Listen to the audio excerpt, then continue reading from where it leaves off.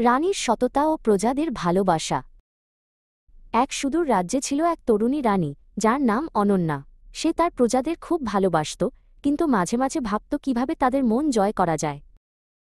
অনন্যা ভাবল, আমি কিভাবে জানব আমার প্রজারা আসলে কি চায়, তাদের সুখের জন্য আমি কি করতে পারি। সে প্রায়ই এই কথা ভাবত। রাজ্যের সবচেয়ে পুরনো এবং জ্ঞানী উপদেষ্টা মাধব রানীর চিন্তা বুঝতে পারলেন। তিনি রানীকে বললেন, মহারানী, প্রজাদের মন বুঝতে হলে তাদের মাঝে যেতে হবে।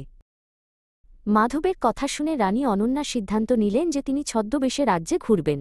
তিনি সাধারণ পোশাক পরে এক সকালে প্রাসাদ থেকে বেরিয়ে পড়লেন। তিনি গ্রামের পথে হাঁটতে হাঁটতে দেখলেন একজন বৃদ্ধা, যার নাম লতা, তার ছোট কুঁড়েঘরের সামনে বসে আছেন। লতা তার বাগানে ফুল ফোটাতে ভালোবাসত। রানী লতার কাছে গিয়ে তার সাথে কথা বলতে শুরু করলেন। লতা রানীকে চিনতে পারেননি, কিন্তু তার সাথে গল্প করতে ভালোবাসত। লতা তার গ্রামের মানুষের দুঃখ কষ্টের কথা বললেন। লতা বললেন, আমাদের গ্রামের মানুষের সবচেয়ে বড় সমস্যা হল নদীর জল।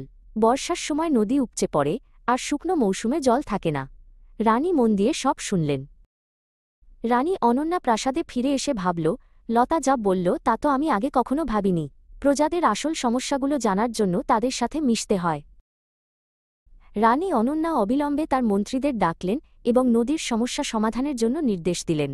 তিনি বাঁধ নির্মাণ এবং খাল খননের পরিকল্পনা করলেন। অল্প কিছুদিনের মধ্যেই নদীর সমস্যা সমাধান হল। প্রজারা রানীকে আরও বেশি ভালোবাসত এবং তার সততা ও দূরদর্শিতার প্রশংসা করত। রানীও শিখেছিলেন যে সত্যিকারের রাজত্ব মানুষের হৃদয়ে থাকে।